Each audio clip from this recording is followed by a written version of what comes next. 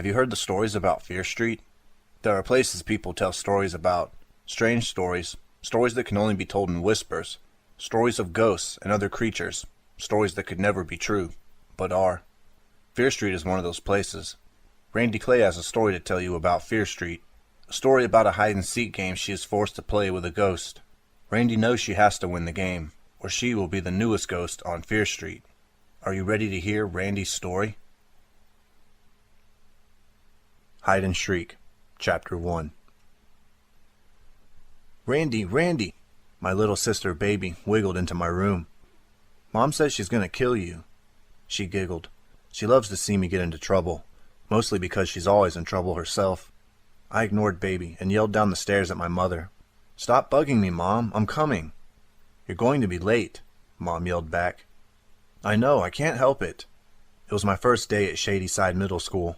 I didn't want to be late, but I didn't want to show up looking like a dork either. I tried on everything in my closet. Nothing looked right. All my clothes looked babyish on me, which is the last thing I need. I'm 12, but people always think I'm younger. I don't see it myself.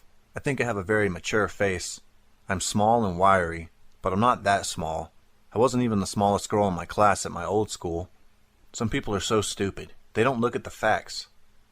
I stared at myself in the mirror, tugging at the waist of my jeans. What did the kids in Shadyside wear anyway? I had no clue. I'd only lived here for 2 days. My family, me, Mom, Dad, and my insane little sister, just moved to Shadyside from Maine. We live on Fear Street.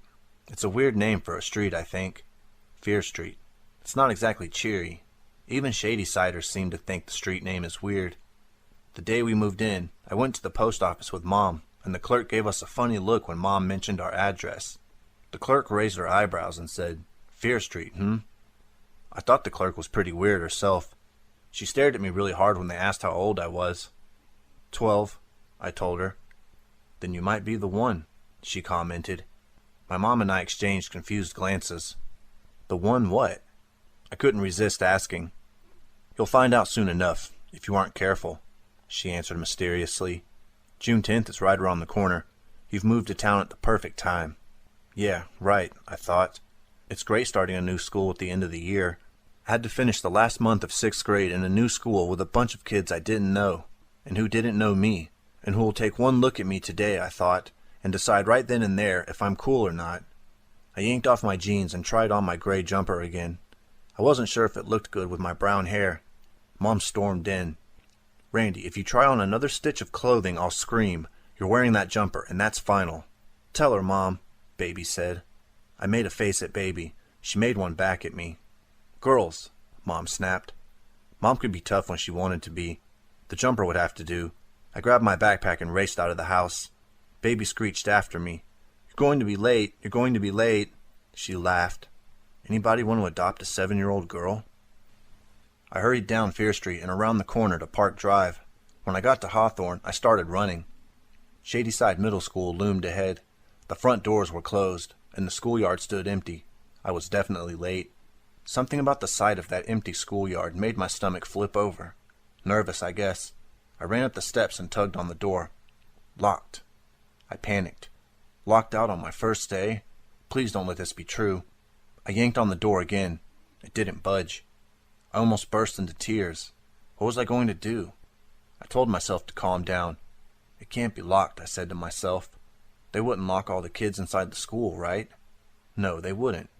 It helps to think things through like that. Sometimes I get kind of panicky, you know, carried away by my imagination. But I also have a sensible side. I can look at the facts. It helps keep my imagination from taking over. I gave the door one last pull, and this time it flew open. My sensible side was right, I thought. As usual, the door sticks. No reason to get upset. My footsteps echoed as I stepped into a long, empty hallway. I shifted my backpack and nervously twirled my hair around a finger. I was supposed to report to the principal's office, but I had no idea where it was. I passed row after row of classroom doors, all closed. Through the doors I heard teachers' voices and the shuffling of chairs. It made the silence of the hallway seem lonelier.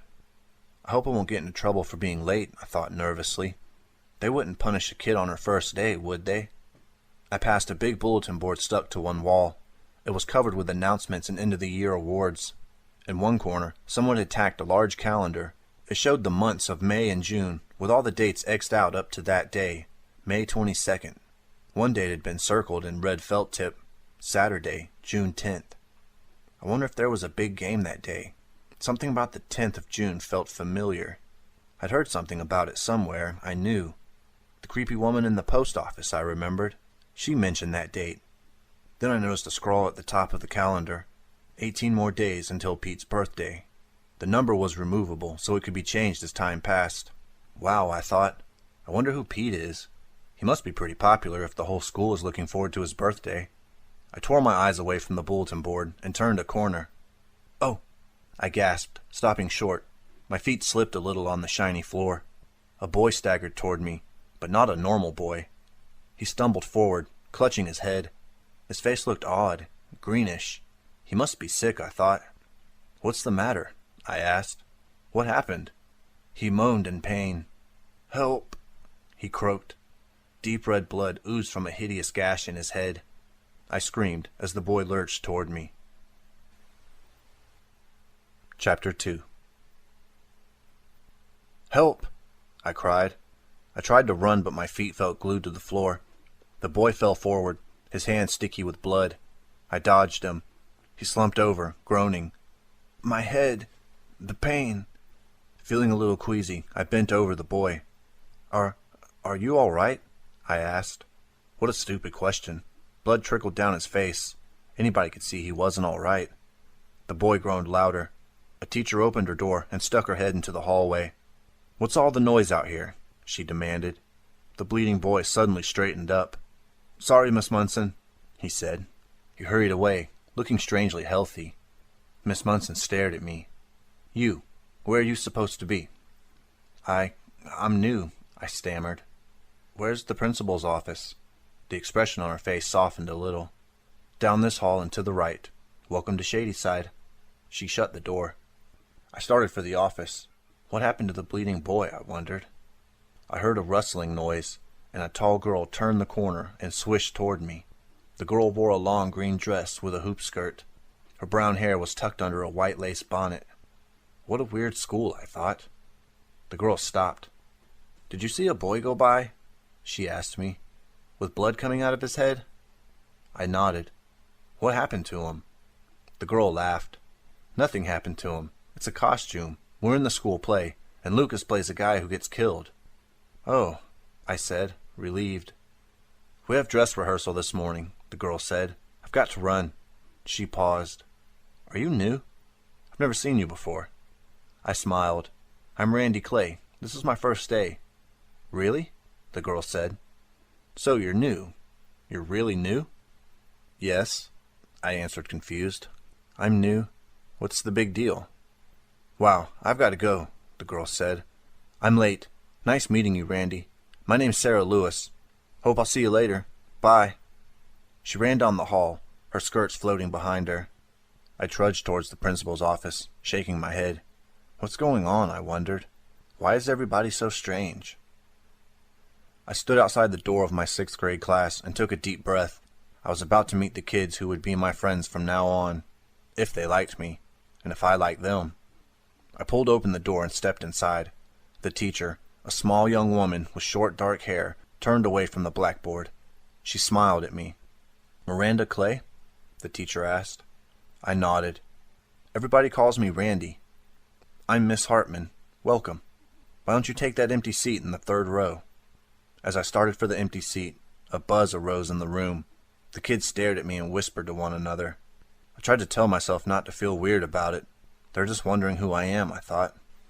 I sat next to a pretty girl with wavy blonde hair. The girl stared at me wide-eyed.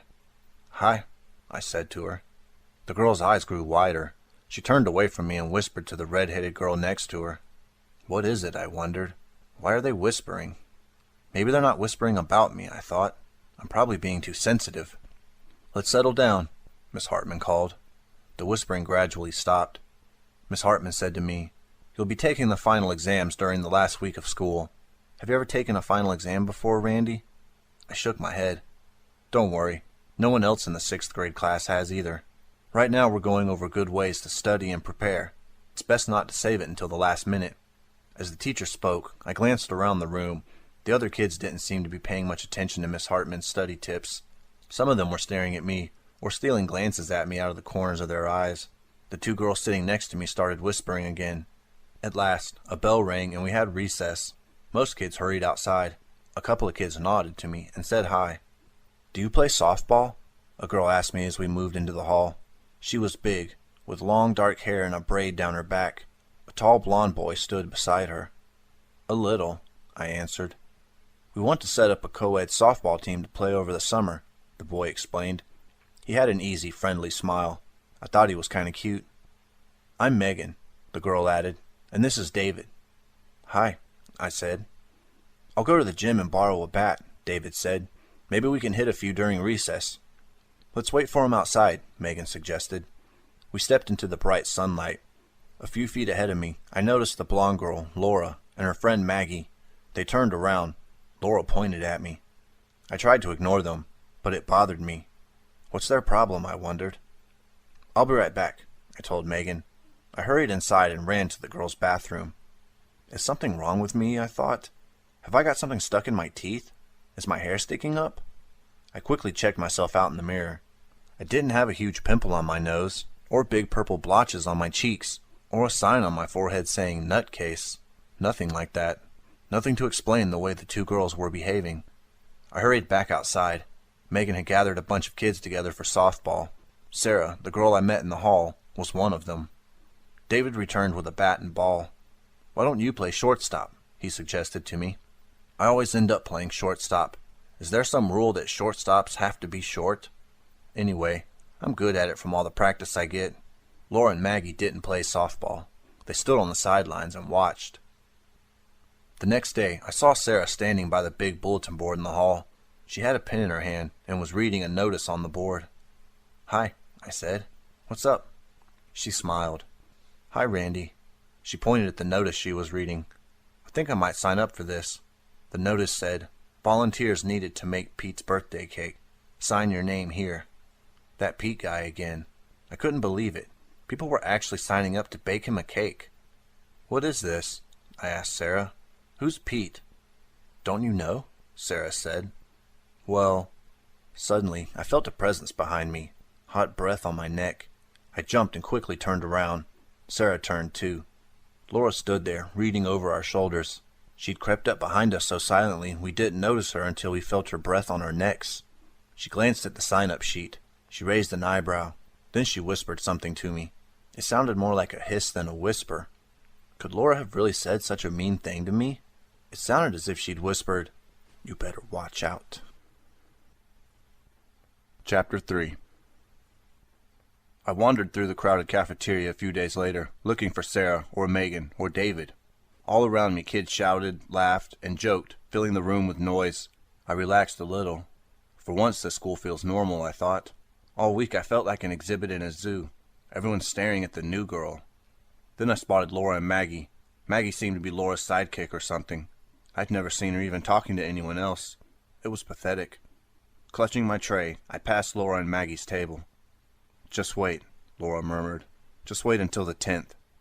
My hands began to shake. This time I knew I hadn't imagined it. Was Laura threatening me? What would happen on the 10th? I knew June 10th was Pete's birthday, but I still didn't know who Pete was. I didn't know what to do. My hands shook so hard I was afraid I'd drop my tray in the middle of the lunchroom. Then I saw someone waving to me from across the room, a skinny boy with curly black hair. I didn't know who he was. I didn't care. I had to do something. Anything. I wanted to get away from Laura and Maggie as fast as possible, so I hurried toward the boy. "Hi," he said. "Want to sit with me?" "Sure," I replied. I still didn't know who the boy was, but he seemed to know me. "I guess I scared you the other day," the boy said. "Sorry about that. It's like my costume takes over my personality." I stared at him. What was he talking about? "By the way," he went on, picking up his sandwich, "my name's Lucas." Lucas, I thought. It sounded familiar. Oh yes, Lucas, the boy with the bloodied head. "I'm Randy," I told him. "I didn't recognize you at first. I mean, without blood dripping down your face." Lucas laughed. "Are you coming to see the play?" he asked me. "It's during the last week of school." "Sure," I said. "What's it about?" "It's It's a Sherlock Holmes mystery, Lucas answered. The guy who plays Sherlock keeps messing up his lines. You know David Slater? Yeah, he's in my class. He's the star of the play, Lucas said, but he's terrible. I don't know why they picked him. I opened my brown paper lunch bag and pulled out an apple. I like to eat my dessert first. That's too bad, I said between bites. I glanced across the room and caught Laura and Maggie watching me. They quickly turned their heads away. So where do you live? Lucas asked. On Fear Street, I replied. Really? I live on Fear Street too. Don't listen to the stories people tell about it. I've lived there all my life, and nothing bad has ever happened to me. Stories? What stories? I asked. Lucas shrugged. People tell these crazy stories about Fear Street, probably because of the name. It is a creepy name for a street, I admitted. Know that cemetery down the road? Lucas said. Some kids say it's haunted. My next-door neighbor told me he was riding his bike past there just before dark. He said a tall woman suddenly appeared and blocked his path, but he didn't have time to stop. He slammed on the brakes, but it was too late. What happened? Was she hurt? That's the weird part, Lucas told me. He says, if you believe him, that his bike went right through her, as if she were made of air. Wow, was she a ghost? Lucas rolled his eyes. Who knows? I think he was trying to scare me. I've never seen any ghosts around there myself. I unwrapped my turkey sandwich, but didn't bite into it. I'm sure Lucas is right, I thought. People just like to tell scary stories. But I couldn't help feeling uncomfortable. The name Fear Street had to come from something bad that had happened there, didn't it? I tilted my head back to catch the sunlight on my face. It felt good to be outside after a long day cooped up in school. I walked home alone down Hawthorne Drive. My backpack, filled with all my new school books, hung heavily from my shoulders. I'll use these books for a month, and then school's over, I thought. It's kind of stupid.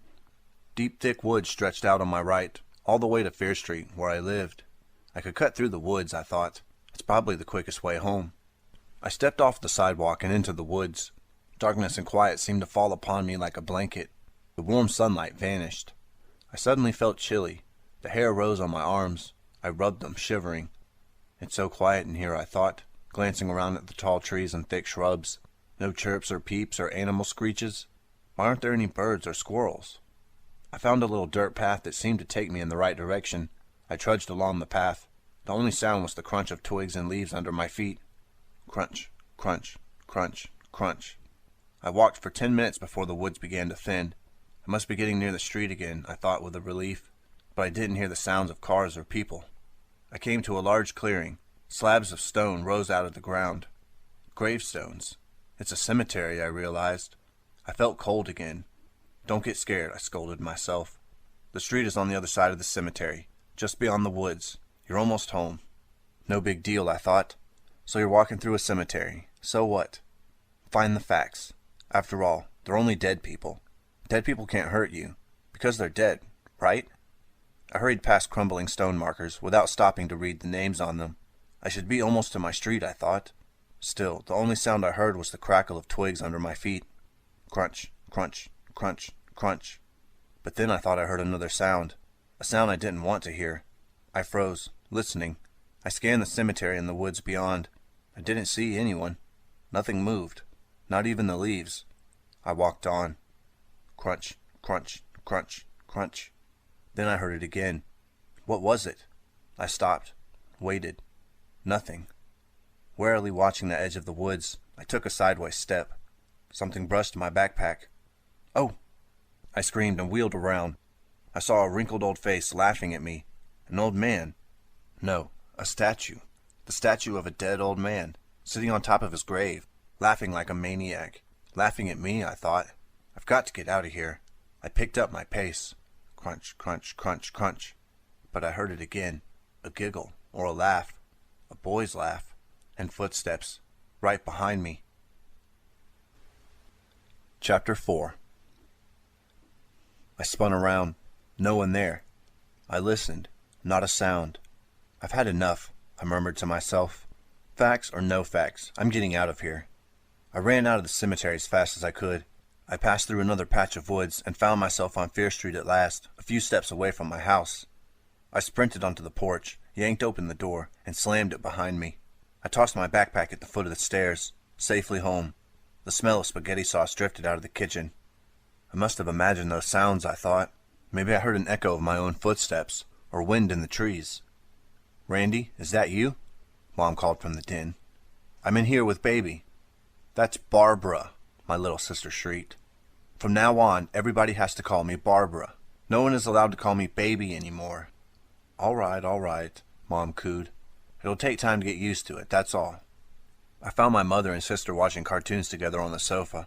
Mom had changed from her nurse's uniform into dark blue sweatpants and a sweater. She's a little chubby, with long brown hair that she always wears in a ponytail. Baby's pale, knobby knees poked out of short denim overalls. "I'm 7 years old now," Baby hollered at me in her shrill, high-pitched voice. "I'm not a baby anymore." "I hear you," I said. "You don't have to yell, baby."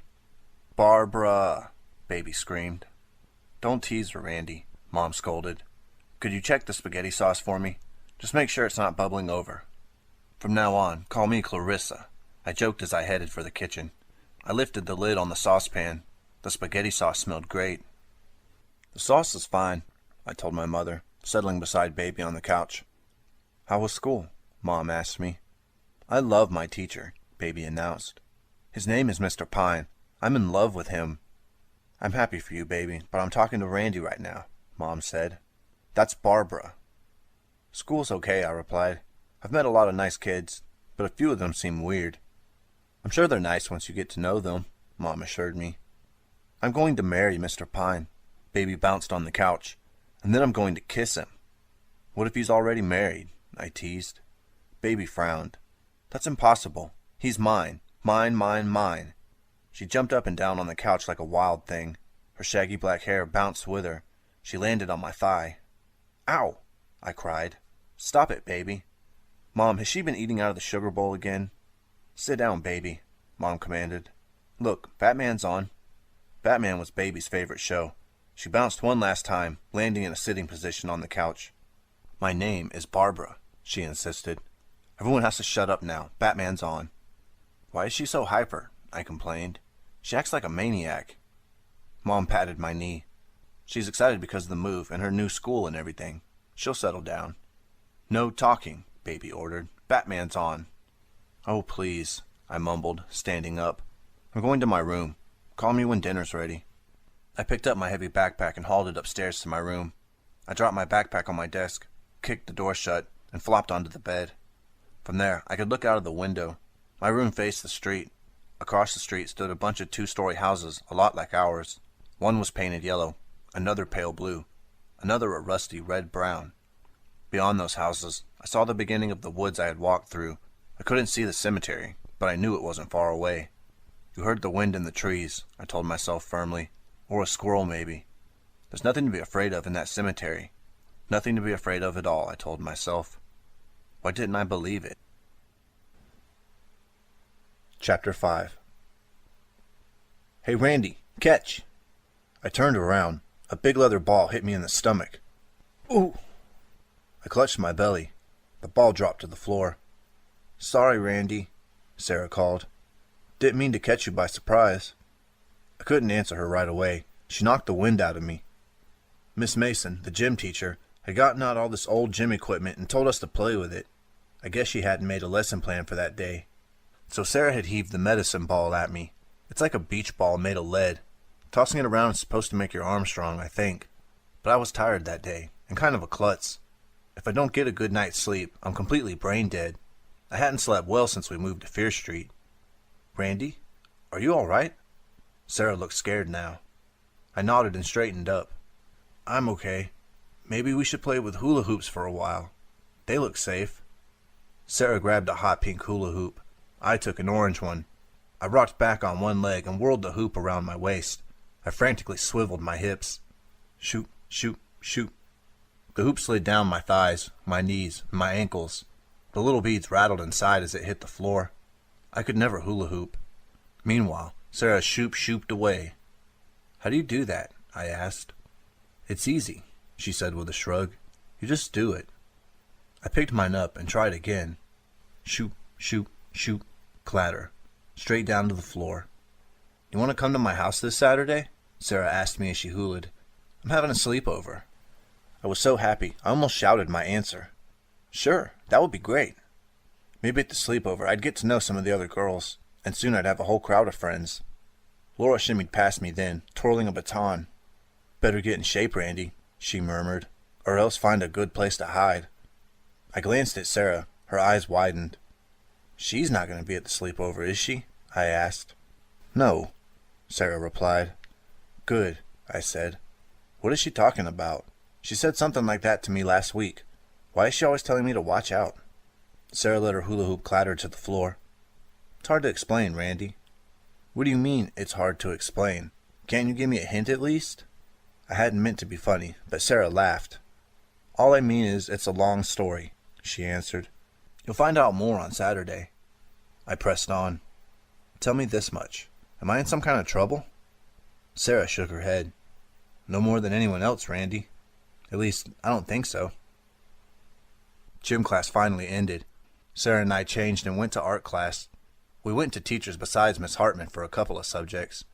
We sat at a table with Megan and David and molded wet gray globs of clay into bowls and cups and saucers. Is this play going to be any good, you guys? Megan asked. Sherlock Holmes sounds kind of boring to me. It's going to be great, Sarah told us. Everyone in it is really good. Don't you think, David? Yeah, David agreed, smoothing out the lines of a mug he was making. Except for Lucas. He's a ham.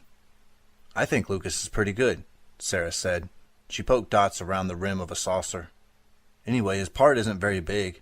Basically, he gets stabbed by the killer and then lies there while you check out the scene for clues. Playing a corpse should be easy enough for Lucas. How bad could he be? I saw Lucas in his makeup, I put in. He almost scared me to death. He's terrible, David insisted. All that moaning and shaking, he practically wrecks the play. Come on, David, Megan scoffed. He can't be that bad. Okay, he's not that bad, David admitted. But he's still the worst thing in the play. That's probably why he has the smallest part, Sarah said. We all laughed. I felt happy. My second week at school, and I already had some friends, and Sarah's sleepover was only 2 days away. Sarah lived in a big brick house in North Hills. Dad parked out front and went inside with me to meet the Lewises.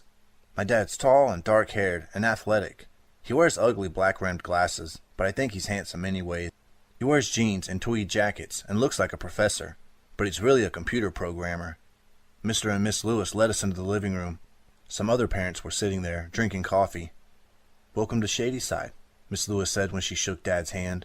She was tiny and neat. She looked funny next to her husband, who was as tall as Dad. Sarah tells me you just moved here from Maine. Mr. Lewis handed my dad a cup of coffee and turned to me. Why don't you take your things down to the basement, Randy? The other girls are already getting settled down there. Dad leaned over to kiss me goodbye. Look out for the octopus, he whispered. He was thinking of the first time I went to a friend's house to sleep over, my friend Tanya's house. Tanya had weird parents. They served us octopus for dinner. When Tanya and I got into bed, I kept thinking about the octopus. I felt sure the dead octopus's tentacles were going to reach out from under the bed. They'd grab me, and the octopus ghost would get its revenge by eating me. I started crying. I called my parents and begged them to come and take me home. Tanya thought I didn't like her anymore. I was only 7 years old at the time. That was before I decided not to let my imagination run away with me. Before I realized you have to look at the facts. You'd think Dad would have forgotten about it by now. I wish he'd let me forget it. Very funny, Dad, I sniffed. I carried my sleeping bag through the kitchen and down to the basement. Randy's here, Sarah called as I came down the steps. Our basement is like a dungeon, but the Lewis's was all fixed up with a TV and VCR, a stereo, even a kitchenette in one corner. The floor was carpeted, and travel posters covered the walls. Nothing scary about this basement at all. Sarah introduced me to the other girls, Megan, Anita, Carla, and her twin sister, Chris. I already knew Megan, of course, and I'd seen Anita and Jim. Spread out your sleeping bag, Sarah said. We're going to make popcorn and watch a horror movie. I searched for a spot for my sleeping bag. At slumber parties, your sleeping bag spot can be a big deal. Back in Maine, Tanya and I always put ours next to each other. The other girls had already spread their sleeping bags out over the carpet. Chris and Carla zipped theirs together to make it a double. The sleeping bags formed a rough semicircle in front of the TV. I unrolled my bag in the middle. Sarah made popcorn in the microwave. Miss Lewis appeared at the foot of the stairs. Having fun, girls? She asked. I won't bother you any more, but you know where to find me if you need me. Don't stay up too late. Right, Mom, Sarah said. And try not to make too much noise. Sarah's little brothers will be going to bed soon. If they can't sleep, I'm going to send them down here to play with you. And I know you don't want that. She's bluffing, Sarah said. I am not, her mother replied. Well, good night, girls. Have a good night. She waved and tapped her way upstairs in her high-heeled shoes. Your mother's so nice, Sarah, Chris said. Sarah rolled her eyes. You should hear her when I come home late. We all giggled. The timer on the microwave went off, and soon Sarah sat a big bowl of popcorn beside me. What movie are we going to watch? I asked. Dracula, Sarah answered. Chris groaned. Do we have to watch a scary movie? I get scared really easily. You can go upstairs and hang out with my mother if you want, Sarah teased, since you're so crazy about her. Chris, you moron, Carla said. We already saw Dracula, and you said it wasn't scary at all. Oh yeah, I forgot. Chris smiled sheepishly. She seemed like a nice girl, but kind of spacey. She and Carla looked exactly alike.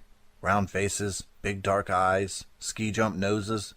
Except that Carla wore her frizzy black hair short, and Chris kept hers in two thick braids. So far, that was the only way I could tell them apart. We put on our pajamas and settled into our sleeping bags. Sarah slid the tape into the VCR and turned out the lights. The movie began. It was an old black and white version of Dracula. I think black and white movies are scarier than color. They're so shadowy and dark. Dracula sank his fangs into victims' necks.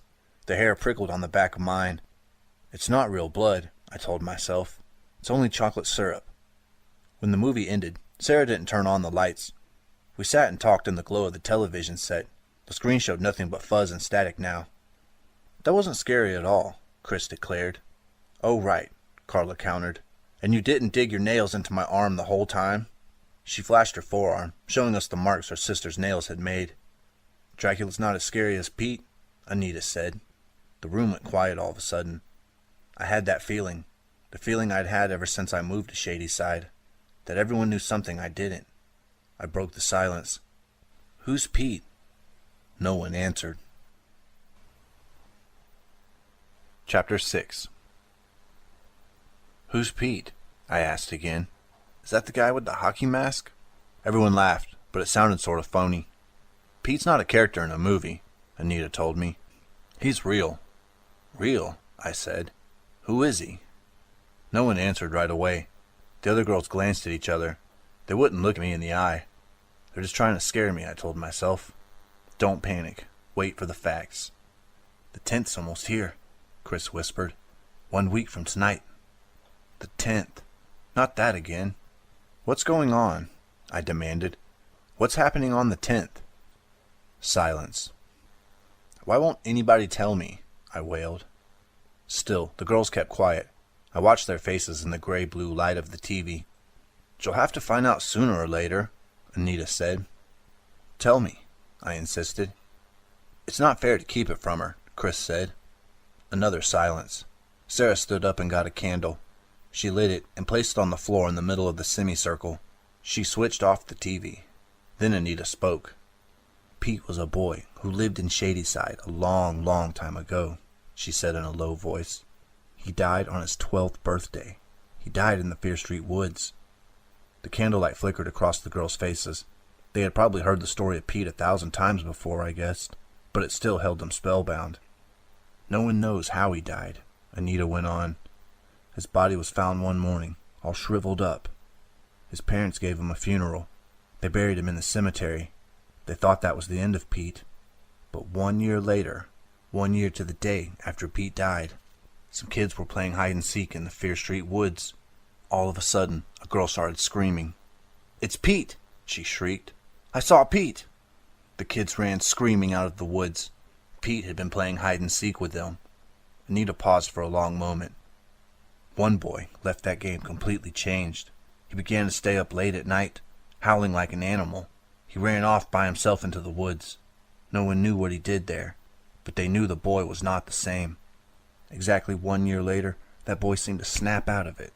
He stopped going out at night. He stopped going outside at all. He was too scared. The boy stayed in bed all day, shaking. His eyes never blinked. He held them wide open all the time, as if he were always terrified. And overnight, his hair had turned from dark brown to white. He looked like an old man. A doctor came to examine him. The boy told the doctor that Pete tagged him in the game, and then got to control his body every night. For 1 year, Pete had made the boy do these gross, disturbing things. Pete even made the boy sleep in the cemetery sometimes. Then Pete left. No one believed the boy, of course. But then the same thing happened to another kid in town, and the next year, another. People began to get scared. Soon, no children were ever allowed to play in the Fear Street woods. But that didn't stop Pete. The next year, when no children came to play hide and seek on Pete's birthday, Pete got angry. Pete got very angry, and bad things started to happen. One girl looked into the mirror and saw her face rotting away. Her skin was all green, and her teeth were black. Another kid kept smelling something so putrid that he couldn't eat. Every time he tried, he would gag. He kept getting thinner and thinner. Some kids' pets disappeared. Some kids heard a boy yelling, "Ready or not, here I come," over and over until they almost went crazy. No one could say for sure that Pete caused the bad things to happen, but they stopped when the kids finally returned to the woods to play the game. Anita stared at Randy with a serious expression on her face. Now, every year on the 10th of June, we all celebrate Pete's birthday. We go into the Fear Street woods and play hide and seek. Pete is it. The first person Pete tags is the loser. Pete takes over his body for the rest of the year. That kid has to watch while Pete does whatever he wants every single night. Pete wants a body to live in, a real live body. He doesn't want to be a ghost. He wants to be alive. Every year he takes a new kid's body. This year, it's going to be one of us. Not one of us moved. I watched the candlelight play on Anita's face. Maybe she was pretending, but she looked scared. It's just a story, I thought to myself. It has to be. And I thought Pete was some super popular kid at Shadyside Middle School. Sarah broke the silence. That's what the legend says anyway. Everyone stared at me, waiting for my reaction. Wow, I said. That's a good story, I guess. It's true, Anita insisted. On June the 10th, Pete is going to tag someone we know, maybe one of us. I hope it's not me, Chris said. I heard Pete makes you run through the woods all night long. He keeps you up all night so you're really tired the next day. Chris was such a ditz. Carla gave her a punch on the shoulder. That's not so scary, I commented. Well, I heard he kills animals and eats them, Sarah said. Remember that time Jeff Walker's dog disappeared? A lot of people thought Pete got him. Ew. I was starting to feel a little sick. Anita pulled a strand of her brown hair out of her mouth. I could tell she believed in Pete and was afraid of him. He goes to the cemetery at night and the Fear Street woods. He howls like an animal. He becomes wild.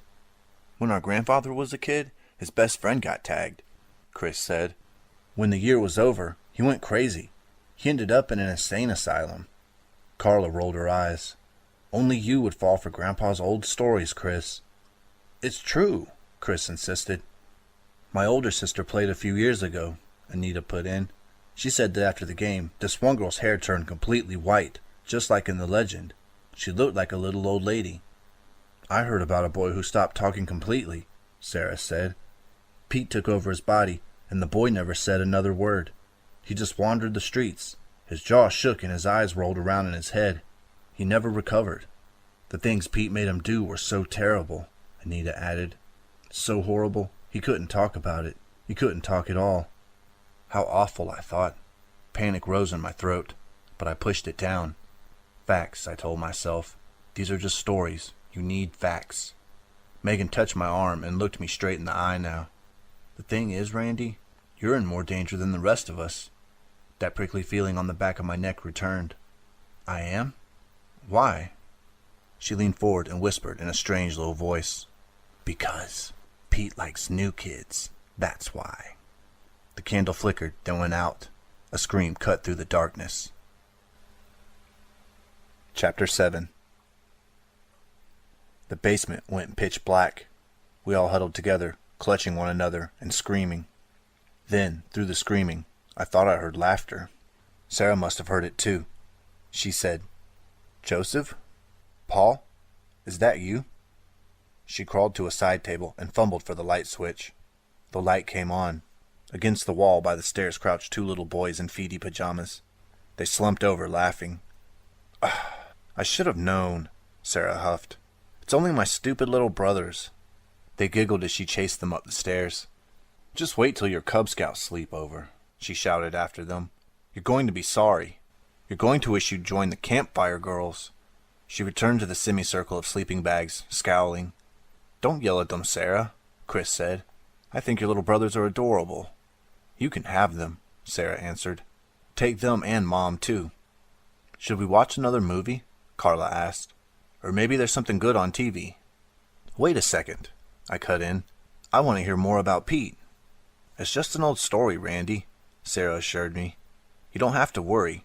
We were just trying to scare you. She paused. Right, everybody? No one said a word. Anita's big blue eyes watched Sarah a little fearfully. Anita, Megan teased. Only one more week to go.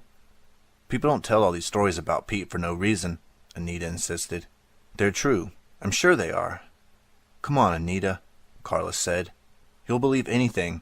Remember that time Megan told you her teeth were really dentures? You fell for it. Anita's eyes flashed, but she blushed.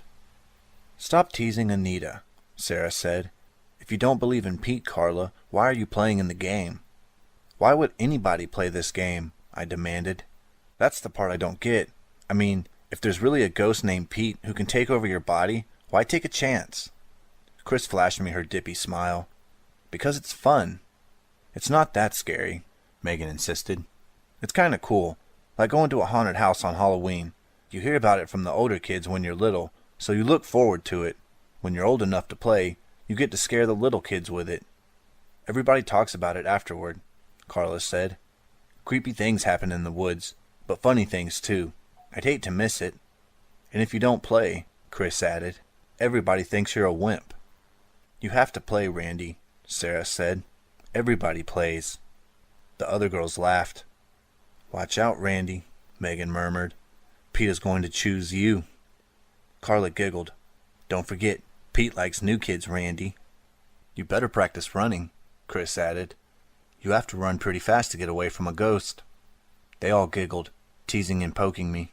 I pretended to laugh along, but inside I felt worried and scared.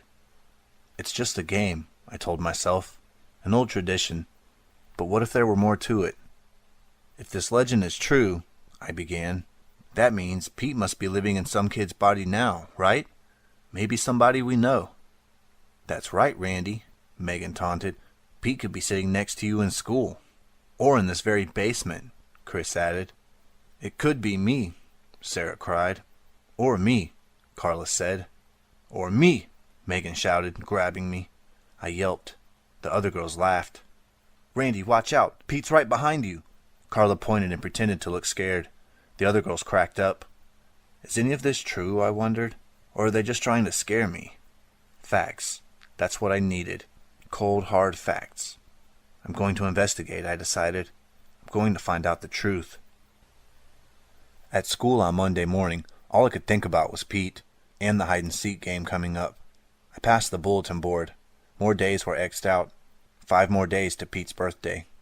I kept remembering the stories I'd heard at Sarah's sleepover, about how Pete takes somebody's body and uses it at night to do weird, gross things. Whoever's body he uses, I figured, must be pretty tired all day.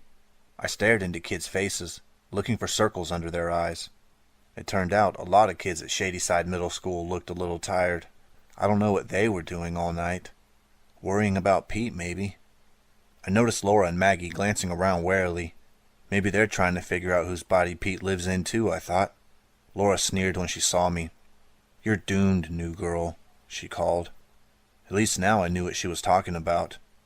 At lunchtime, I threaded my way through the crowded halls to my locker. I needed to get my lunch bag.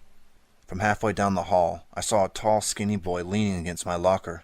Who's that, I wondered. I think I might need glasses. I don't see too well from far away. I moved a little closer. Lucas? What's he doing? I wondered, approaching my locker. Is he waiting for me?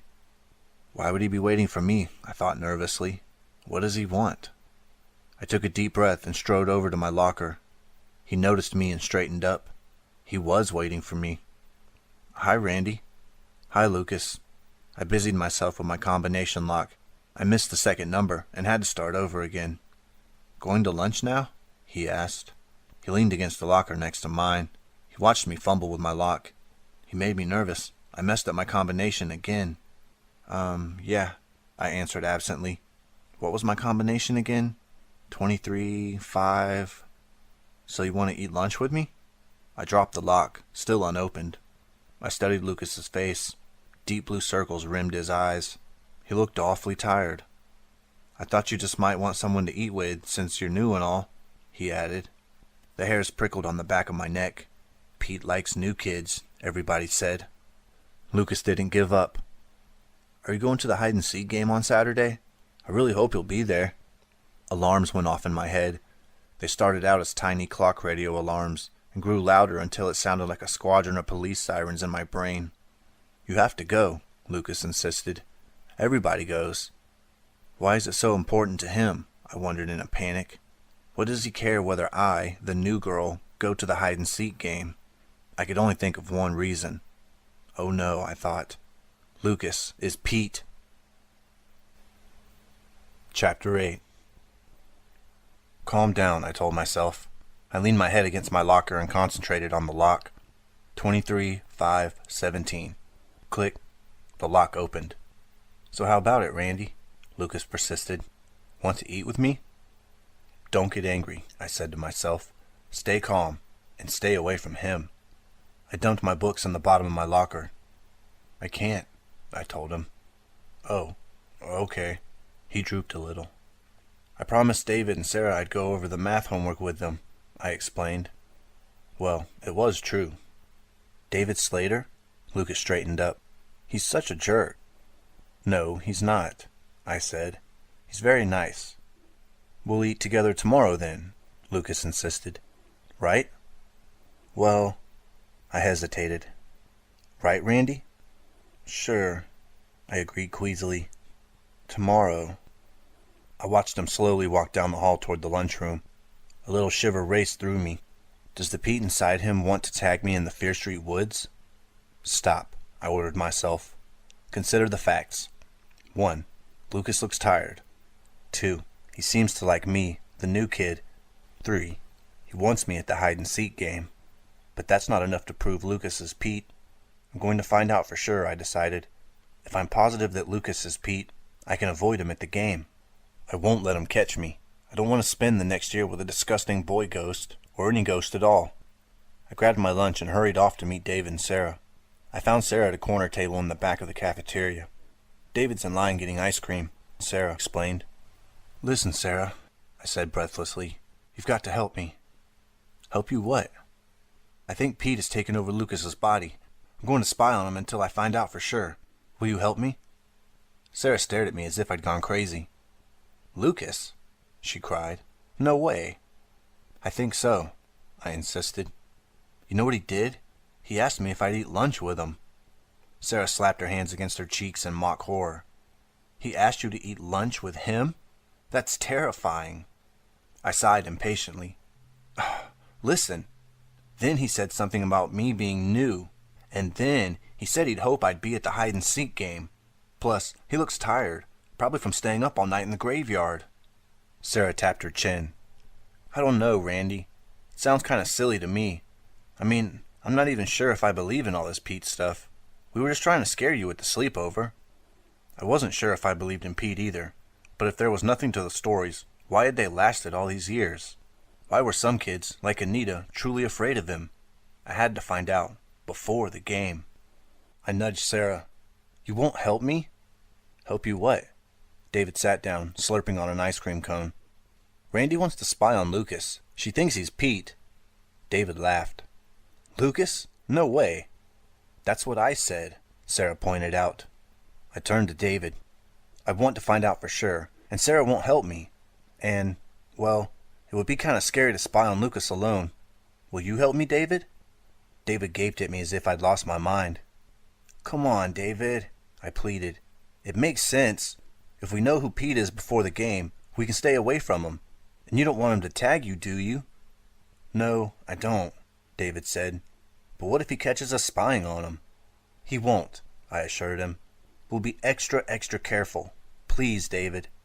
He glanced at Sarah, who shook her head as if to say, Randy is nuts, and we might as well accept it. Okay, David said. I'll help you. Thanks. I feel better already. When should we start? David shrugged. How about tonight? You guys are crazy, Sarah declared. Maybe, I replied. But when June 10th comes, David and I will know who to hide from. Who knows, Sarah? Maybe Pete will tag you. I waited until after dinner, when darkness approached. I'm going out for a walk around the neighborhood, I told Mom and Dad. Can I come? Baby squealed. That's just what I need, I thought. Baby tagging along. No way. You can't come, I told her firmly. I want to be alone. Be careful, honey, Mom said. Don't stay out too long. I won't, I promised, pushing open the kitchen door. But secretly I thought, I'll stay out as long as it takes. I met David on the corner of Fear Street and Park Drive. You ready? He asked. Ready, I replied.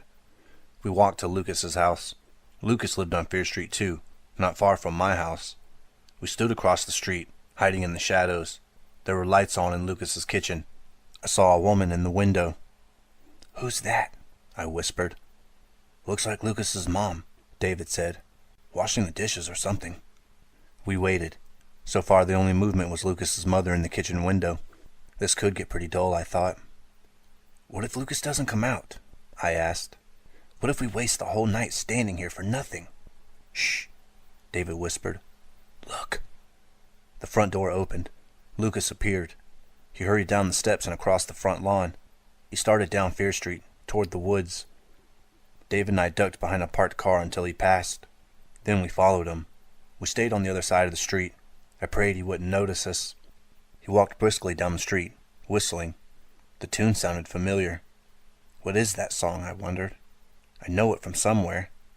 He whistled it over and over. At last, I recognized it. I remembered singing it as a little kid. A funeral march. The words went, Pray for the dead, and the dead will pray for you, simply because there's nothing else to do. I glanced at David. He knew the song too. Creepy, I whispered. Why is he whistling a funeral march? Maybe it's Pete, David suggested, remembering his own funeral. I shivered. We passed by my house. I glanced at it longingly. So warm and cozy and safe. Maybe I should run back inside and forget all about this, I thought. But Lucas kept walking, and David did too. It was nice of David to come with me. I couldn't let him down now. And anyway, I had to find out the truth about Lucas. We reached the Fear Street woods. Lucas turned off the road and disappeared into the trees. David and I crossed the street. We hesitated at the edge of the woods. It's awfully dark in there, I said. I heard Lucas's footsteps crunching over the twigs and leaves. They moved deeper and deeper into the woods and further away from us. We're losing him, David exclaimed. He started into the dark, dark woods. My feet didn't seem to want to follow, but I forced them. I didn't want to be alone. I listened for Lucas's footsteps, trying to follow them. This way, David whispered. We shuffled through the shrubs, but Lucas's footsteps grew faint. After a few minutes, I didn't hear a sound. Where did he go? I wanted to call out, Lucas, where are you? But I knew that would be stupid. I didn't want him to find us. We stumbled through the woods, trying not to make noise. No sign of him now. Lucas had disappeared. He was lost in the shadows. Then I heard noises off in the distance. I listened hard. David, do you hear that? He froze, listening. It sounded like kids' voices. Kids' voices shouting something. A breeze fluttered the leaves. The sounds grew clearer, carried on the wind. I thought I heard a shout of, Ollie, ollie, oxen free. There were giggles, and then, You're it, you're it. What's going on, I wondered. Maybe it's Pete. Maybe he's practicing for the hide-and-seek game. I tagged you. You're it. I shivered in my shorts and t-shirt. It's June, I thought. I shouldn't be cold. But the breeze blew across my skin, and the hair on my arm stood straight up. A childish voice screamed, Run home! Run home! David grabbed me by my arm. Sweat dripped down his face. We've got to get out of here, he cried. He yanked on my arm. I didn't have a chance to say a word. We tore through the woods as fast as our sneakers would take us. I could barely keep up with David. A little boy began to chant. 5, 10, 15. "Come on, Randy," he shouted. "Hurry up." I think he was even more scared than I was. The Fear Street woods loomed around us like a pitch-black maze. I dodged trees and branches, trying to keep up with David. 45, 50, 55. The boy called. "Please don't let Lucas spot us," I begged. "Please let us get out of here okay." "This way," David cried. He pointed to a light up ahead. 70, 75, 80. The boy's voice grew higher and shriller. I didn't know what the light was. I hoped it meant safety. I aimed my body at it and pumped my legs as hard as they could go. As I ran, I heard the little boy cry, 100. Ready or not, here I come. Chapter 9. The light swerved past, a car's headlights. It led us safely out of the woods. David and I stood panting on the curb. Then David started chuckling. A few seconds later, he was laughing his head off. "What's so funny?" I demanded. David gulped air, trying to catch his breath. "Us," he gasped. "We got scared of a bunch of little kids." He's right, I realized. We heard a bunch of kids playing in the woods and ran out of there screaming bloody murder. "I'm glad none of our friends saw us," I said, laughing with him. "We'd never live it down." "Help! Help! It's a bunch of little kids!" David pretended to scream. "Oh no! It's a first grader!" "Look out!" I joked. "He's got finger paint on his hands." "We're too jumpy," David said. "Pete probably doesn't even exist." "Yeah," I agreed. "We let a stupid story scare us silly." But inside, I wasn't so sure. The next day, Lucas waited by my locker again. Luckily, I saw him ahead of time. I turned around and walked in the other direction. My lunch sat in my locker, guarded by Lucas.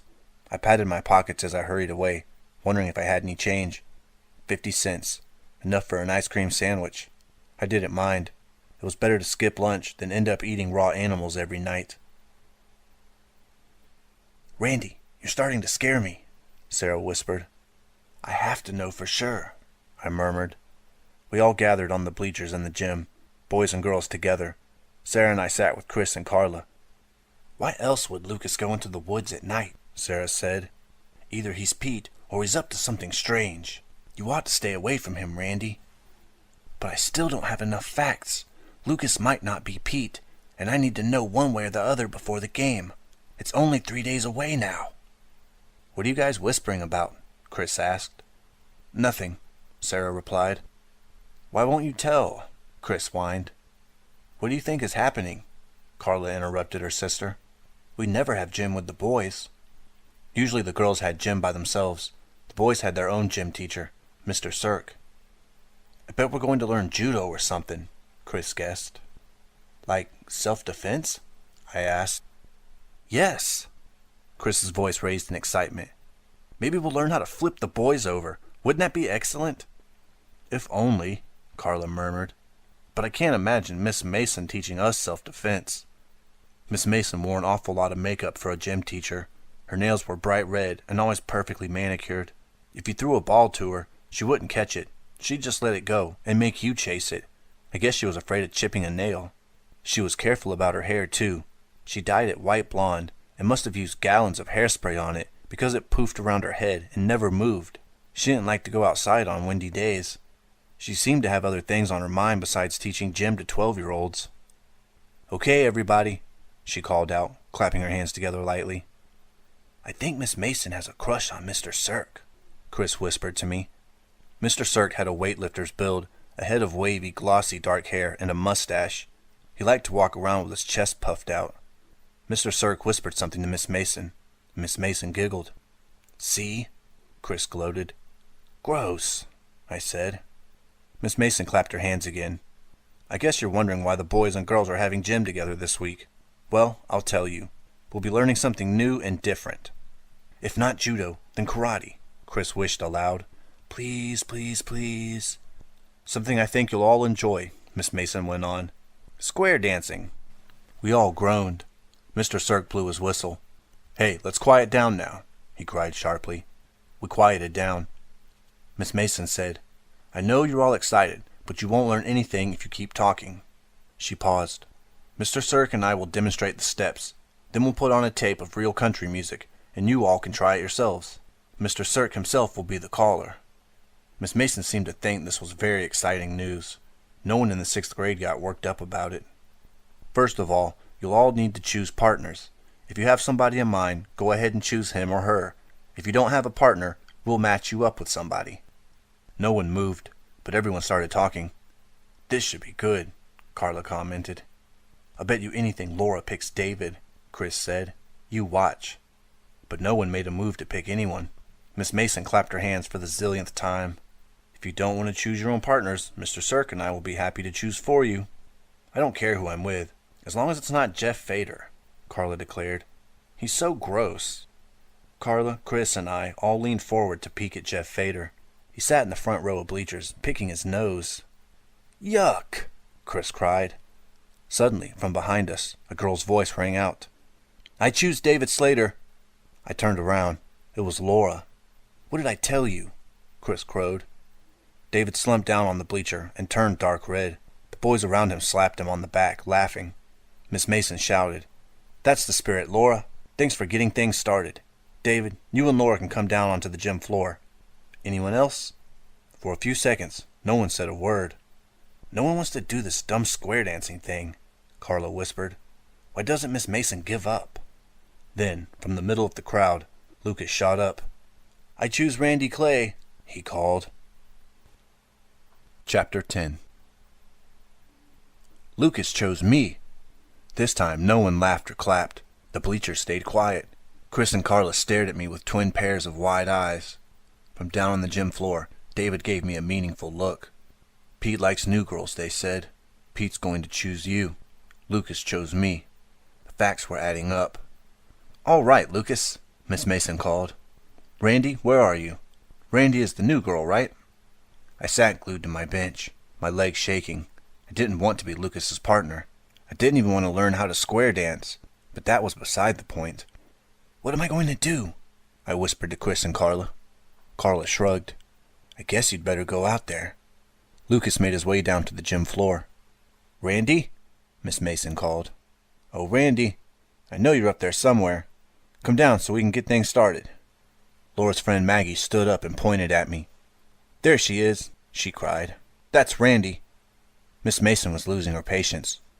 "Don't be shy," she chided me. "Hurry up." I slowly climbed down the bleachers and stepped onto the gym floor. Lucas stood off to the side, waiting for me. "We'll have to do swing your partner," I realized. "I'll have to touch him. I'll have to touch a dead person." My stomach rolled over. There was no way I'd square dance with a dead guy. "Miss Mason?" I said in a weak voice. "I feel sick." She frowned. "You do look a little pale." My stomach churned. I really didn't feel well. "Maybe you'd better go to the nurse's office," Miss Mason said. I hurried out of the gym. I felt Lucas's eyes burning into my back as I left. "You know, it really wasn't so bad square dancing," Carla said as we emerged from the Division Street Mall. I'd gone to the movies with her and Chris and Sarah. It was 8 o'clock and not quite dark yet. "You might have had fun, Randy," Chris added. "We didn't have to talk to our partners or even touch them that much, except when it was time to swing around." "If anyone would have swung me around, I would have thrown up," I said. I felt sick just looking at Lucas. "Get over it," Carla scolded. "Lucas ended up dancing with Marcia Lee, and nothing bad happened to her." "I think you're getting crazy over this hide-and-seek game," Sarah agreed. "I mean, no one's really sure if Pete exists." I bristled. "You're the ones that told me about him, and if it's not true, why do you keep playing this game year after year? Why do kids end up in the sane asylum with their hair all white, never to talk again? It has to be true." Chris looked scared. "She's right." "Come on, you guys," Sarah said. "This game is just for fun. If it's a little scary, that makes it more fun." "We know lots of kids who have played," Carla insisted, "and nothing bad has ever happened to them." All right, I thought. So I'm a wimp. But the more I see, the more I believe Pete exists. We crossed the mall parking lot and started down Division Street. At Park Drive, we split up. Sarah, Chris, and Carla caught a bus home to North Hills. I stood on the corner, waiting for my bus. It didn't come. After about 10 minutes, I decided to walk home. It was a warm night. and still light out. It got dark quickly, though. I began to walk faster. I was late, and I knew Mom would be worried. I could hear her scolding me already. I specifically told you to be home before dark. Too late for that. It was totally dark now, but I was almost home. I turned the corner onto Fear Street. Up ahead, I saw the Fear Street Cemetery. I couldn't help wishing I had made it home before dark. Passing the cemetery is okay in the daytime, but it's not my favorite place to be at night. I hurried past, trying not to think about the voices I'd heard there, trying not to even look at the place. But something moved near one end of the graves. It caught my eye. I couldn't help it. I had to look. Something white flashed in the darkness. I moved a little closer. I heard the sound of a spade in the dirt, the sound of digging. A boy crouched near one of the graves. His face was close to the dirt, as if he were sniffing the ground. I ducked behind a tree to watch. It was Lucas. He pulled something out of the ground and held it up in front of his eyes. It was purple and slimy, and I could see it moving, wiggling and twisting in Lucas's hand. A worm. "Yes!" Lucas cried. And then he did something that made me sure I'd been right all along. Lucas slowly lowered the fat purple worm toward his mouth. Chapter 11. I started to scream, but stifled it with my hand. A little squeak still came out. Lucas jerked his head in my direction. I ducked into the shadows. Lucas peered through the darkness. He seemed to be sniffing, trying to catch a scent in the air. I held my breath. Lucas turned away and started digging again. As quietly as I could, I slipped across the street. I hid behind a tree and peeked at Lucas. Had he seen me? He kept on digging, face to the ground. I hurried down the street, keeping in the shadows. I didn't look back until I was safely inside the house. I poked my head out of the door. No sign of him. I shut the front door and locked it. I was safe, for now. Pete controls the body at night, I thought. Now it's nighttime, and Pete has taken poor Lucas out to the cemetery. I shuddered. June 10th is almost here. What if Pete tags me? Then I'll be in the cemetery at night, digging up worms and eating them. I could almost feel a bunch of wiggling, slimy worms in my stomach. "Randy, is that you?" Mom called from the den. I took a deep breath and went in. Mom, Dad, and Baby all sat in front of the TV, watching a police show. "How was the movie?" Dad asked. "Are you hungry? We saved a little chicken if you want it." "It's warming in the oven," Mom added. "I had pizza at the mall." I lied. I'd actually had nothing but popcorn, but I couldn't imagine eating after what I'd seen Lucas do. "You're a little late, honey," Mom chided me. "Did you have to wait long for the bus?" "It didn't come," I told her. "I walked home." Mom and Dad both turned sharply away from the TV to give me their X-ray glares. Dad's voice was low and serious. "You should have called us, Randy. We would have been glad to pick you up." "I know.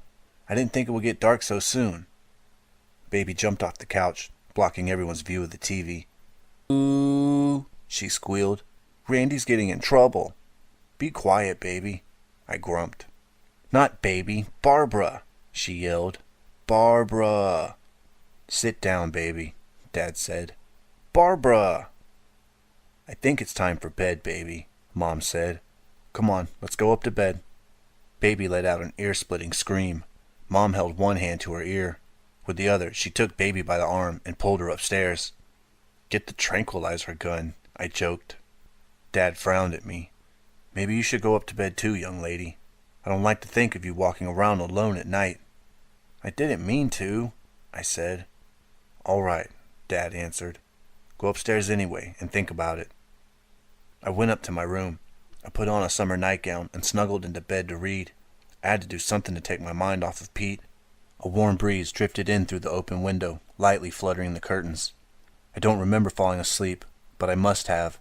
I woke up with a start. My bedside lamp was still on. The book had tumbled to the floor. The rest of the house was quiet. What time was it, I wondered? I glanced at my alarm clock. 1 o'clock in the morning.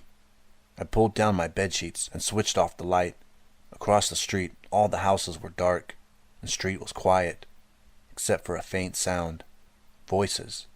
Voices coming closer. "I touched you. You're it. He's coming. He's coming. Run! Ready or not, here I come." I sat up, shaking. The voices came from the woods.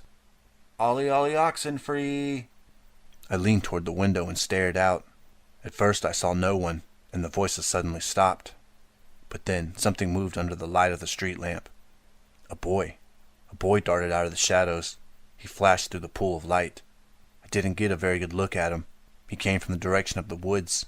Then he disappeared down the street, toward Lucas's house. It had to be Lucas, I thought. Or Pete. I wasn't sure how to think of him. But I was scared. He's chosen me, I thought. He's after me. I'm going to be Pete's next body. Chapter 12. Be good, girls. Dad kissed me and Baby on the forehead. We won't be back too late, Mom said. If anything happens, call us at the Lewis's. Sarah's parents had invited Mom and Dad over for dinner. I left their number on the refrigerator. And don't forget, Baby goes to bed by 8, Dad added. Barbara, Baby protested. You keep forgetting. Dad was busy looking for his car keys. Sorry, Baby. Baby pouted and stamped her feet. Sometimes I feel sorry for her. No one ever listens to her. But then she'll do something obnoxious, like accidentally squirting me with her squirt gun, and I wish she'd get kidnapped by aliens. Preferably aliens whose favorite food is 7-year-old girl. Baby started whining. I don't want to go to bed at 8. Why can't I stay up like Randy? You can stay up late when you're Randy's age, Mom said soothingly.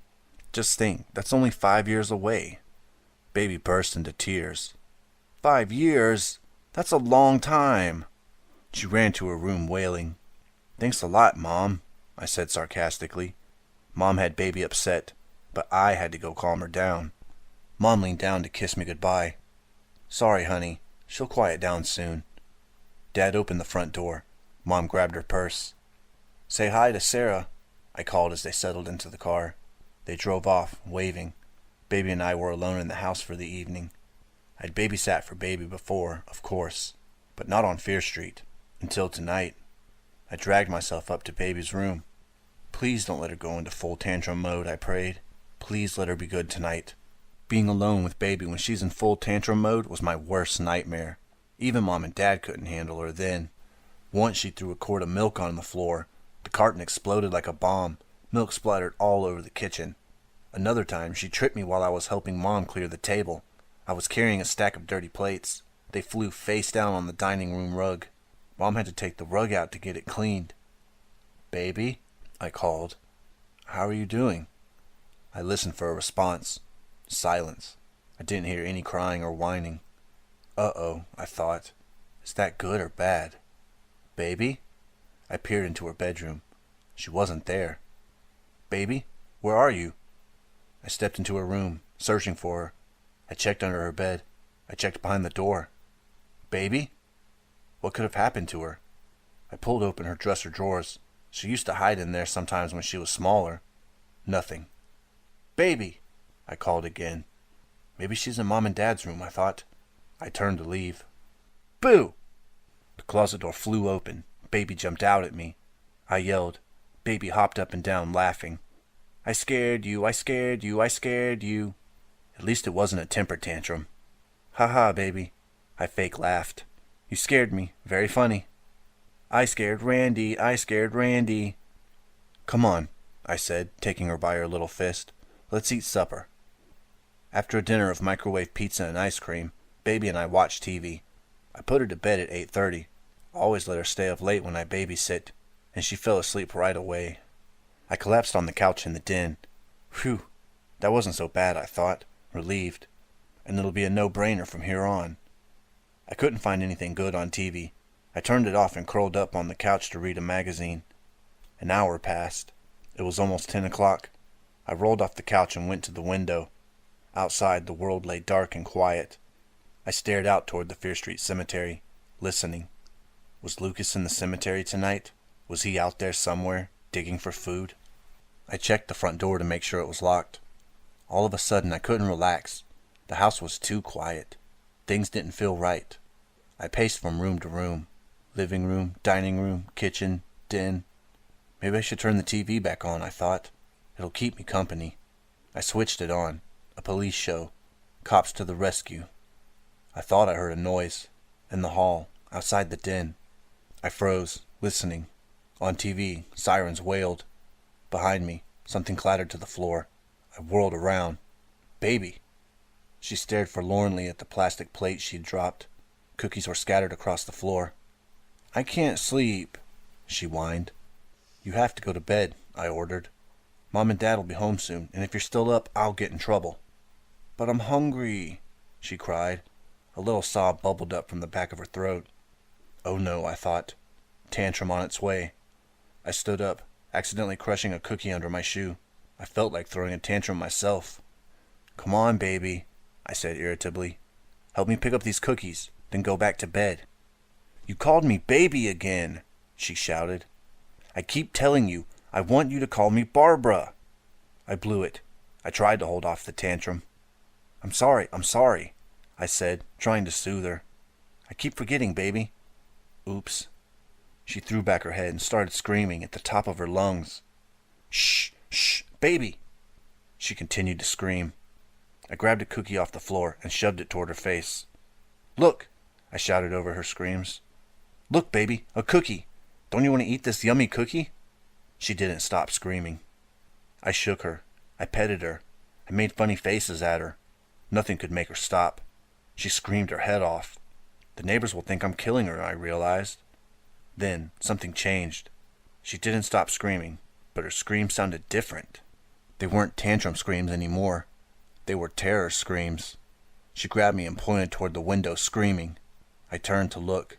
Then it was my turn to scream. Chapter 13. Help! I screamed.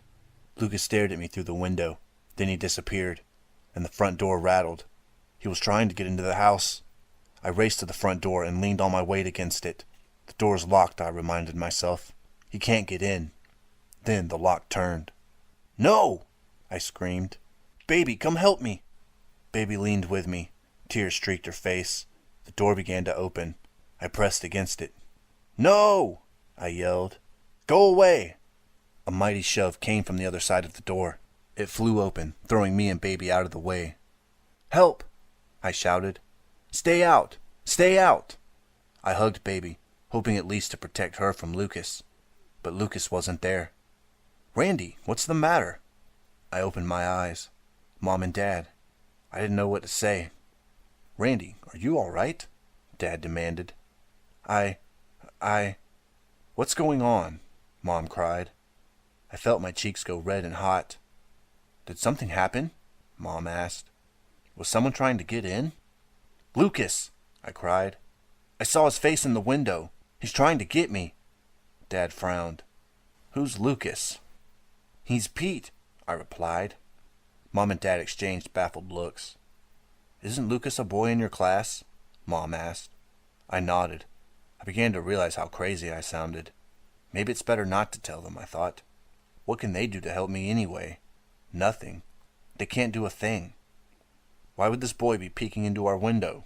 Dad said. Maybe I should call the police.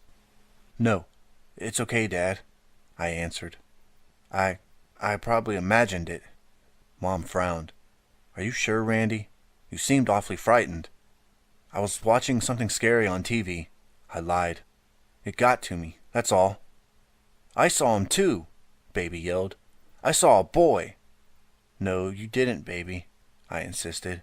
That was on TV. It was not. Don't listen to her, I assured Mom and Dad. You know how she makes things up. Dad shrugged. Okay, but if anything else like that happens, let us know. I will, I promise. I saw him, Baby cried. I'm not making it up. Go back to bed, Baby, Mom ordered. We're all going to bed now. Dad tried his soothing voice. That's right, Baby. All of us big people are going to bed. Wouldn't you like to be like us? I'm not sleepy, Baby announced. I'm wide awake. Well, I guess I'll be going to bed now, I said. Have fun, you three. I left Mom and Dad to deal with Baby. That's it, I thought as I trudged up the stairs. I've got all the facts I need. Lucas is Pete, and Pete will do anything to get me. Even try to break into my house. I'm doomed. Chapter 14. Crash! The glass slipped from my hand and smashed on the kitchen floor. Orange juice trickled over the tiles and settled in a crack by the cabinets. Rats, I muttered.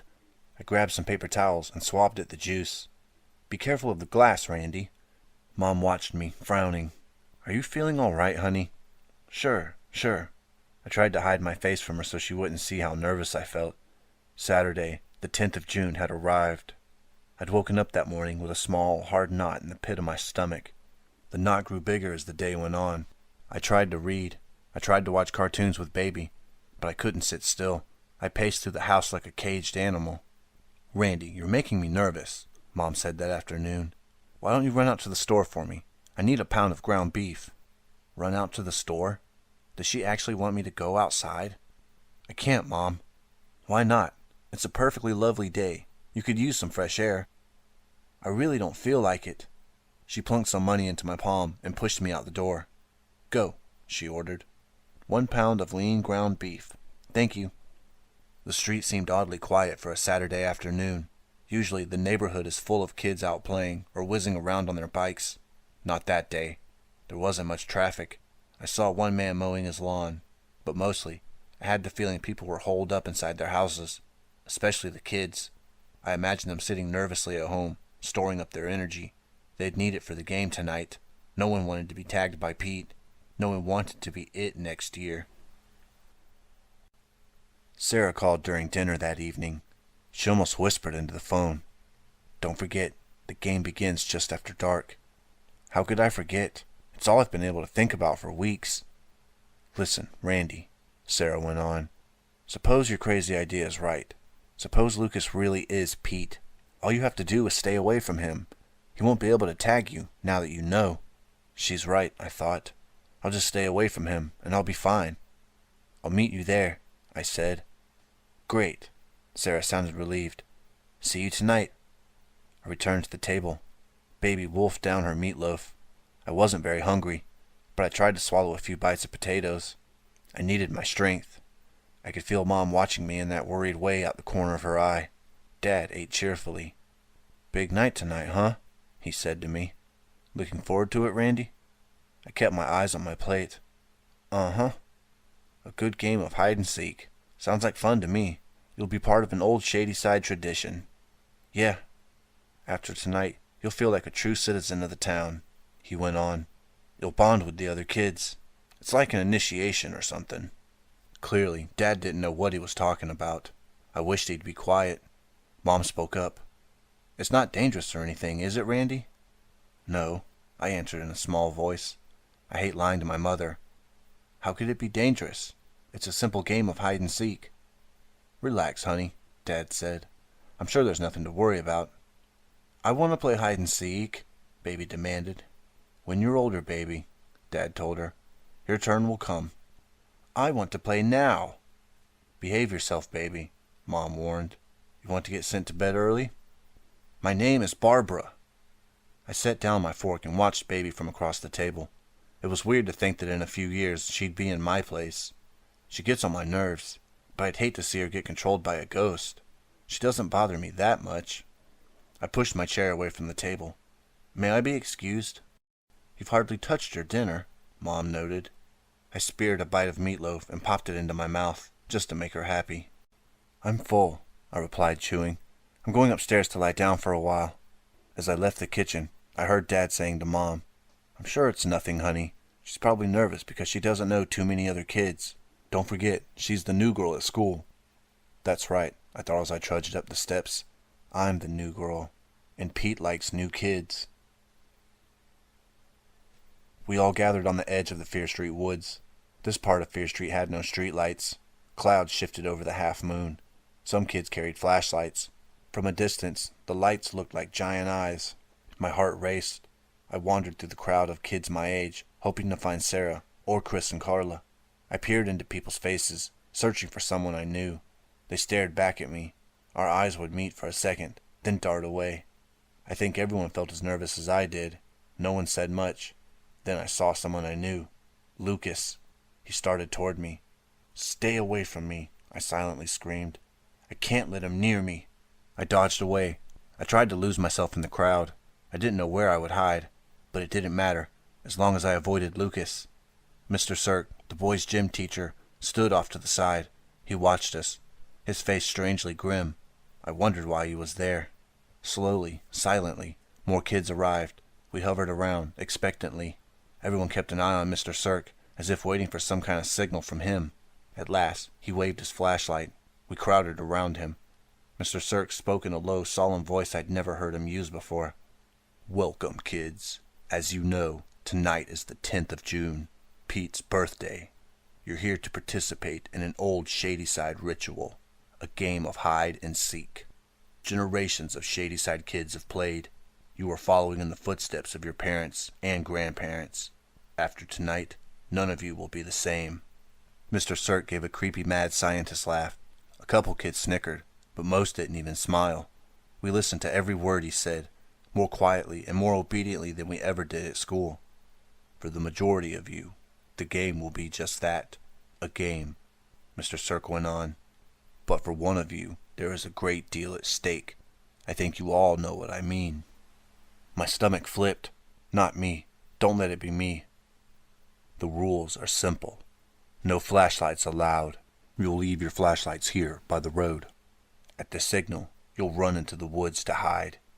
We all turned our eyes to the woods. They stood deep, dark, and silent, ready to swallow us. He patted a huge, gnarled old tree. "This is home base. If you touch it on your way out of the woods, you're safe. But you must stay in the woods and hide for at least half an hour. No one is safe before half an hour passes." He paused. None of us moved. We waited to hear more. My heartbeat throbbed in my ears. At last, Mr. Cirque spoke again. "I guess you all know who's it." No one said a word. We all knew. It was Pete's birthday. Pete was it. Mr. Cirque cleared his throat. "Good luck to you all, and please be very careful." Someone struck a match. In the glow, I saw Sarah's face. She lit 12 candles. 12 candles on top of a big birthday cake. 2 girls I didn't know helped Sarah lift up the cake. The candlelight threw weird shadows on their faces. Across the top of the cake, scrawled in red frosting, I saw the words, "Happy Birthday, Pete." Everyone began to sing Happy Birthday. I'd never heard Happy Birthday sung so grimly, but then I'd never been to a birthday party for a ghost before. I joined in. We sang very slowly. We're all secretly trying to put this off, I thought, to put off playing this game for as long as we can. The song ended. Everyone stood still as statues, waiting. Waiting for what, I wondered. What is the signal? I saw Sarah's mouth twitch nervously in the candlelight. Suddenly, the candles went out. Only, I didn't see anyone blow on them. The woods were pitch black. The game had begun. Chapter 15. Everybody ran. Sarah and the other girls dropped the cake. Splat. It smashed in the dirt. Kids trampled it as they raced into the woods. We all spread out. Sarah glanced back and saw me. She beckoned me to follow her. I shook my head. Pete would find 2 of us more easily than 1. I stopped a few yards into the woods. Which way to go? I heard footsteps behind me and turned. A boy ran straight for me. Lucas! No, another boy. He brushed past me and disappeared behind a tree. No sign of Lucas. Safe for now. I scurried along a narrow path, deeper into the woods. Kids ran everywhere. I heard shrieks and laughter and screams all around me. No one had found a place to hide yet. I had to get away from them. I had to go deeper into the woods. I peered through the darkness as I ran. My feet crunched on low shrubs. My thoughts raced. Quiet, I told myself. You've got to be silent. Where can I hide? These woods are huge, I realized. I felt lost in them. All the other kids seemed to have disappeared. I kind of wished I'd see someone I knew. Sarah or Chris or somebody. Anybody but Lucas. I pushed on into the woods. I'm all alone, I thought. No, I'm not alone. Crunch, crunch, crunch. I tried to listen. My heartbeat pounded in my head. I stood still. Twigs crackled. Footsteps behind me. I glanced back. Who's there? I didn't see anyone, but I heard someone. Crunch, crunch, crunch. Getting closer. Maybe it's Sarah, I wished, or some other friend. But the longer I stood there, the more scared I felt. I took a deep breath. I can't wait to find out who this is, I realized. I have to get away. I started to run again. I ran faster. Crunch, crunch, crunch. Closer, closer. I swerved off the path, hoping the footsteps wouldn't follow. I crashed through the bushes and low branches. Crunch, crunch, crunch. Headed right for me. Still closer. Someone was chasing me. Chapter 16.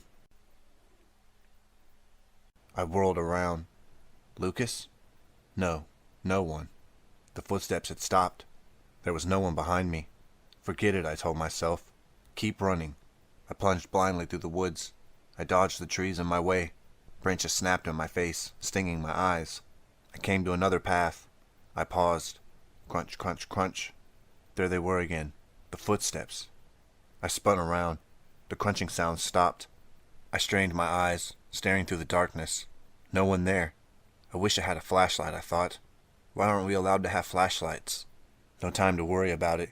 I turned onto the new path and raced on. I stumbled over rocks and roots, panting.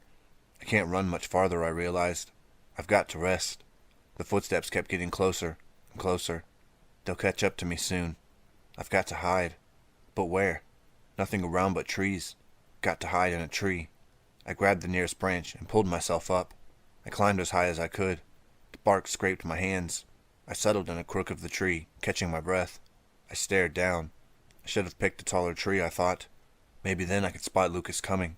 Now I can't see anything but leaves. At least they'll hide me well. Pete won't find me. He'll never see me up here.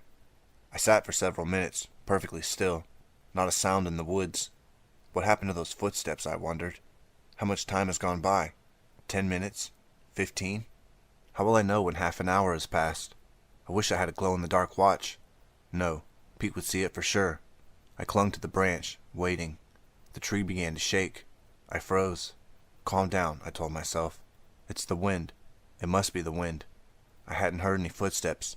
I hadn't heard anyone approach. So it has to be the wind, right? The tree shook harder, too hard, and I didn't feel any breeze. It wasn't the wind.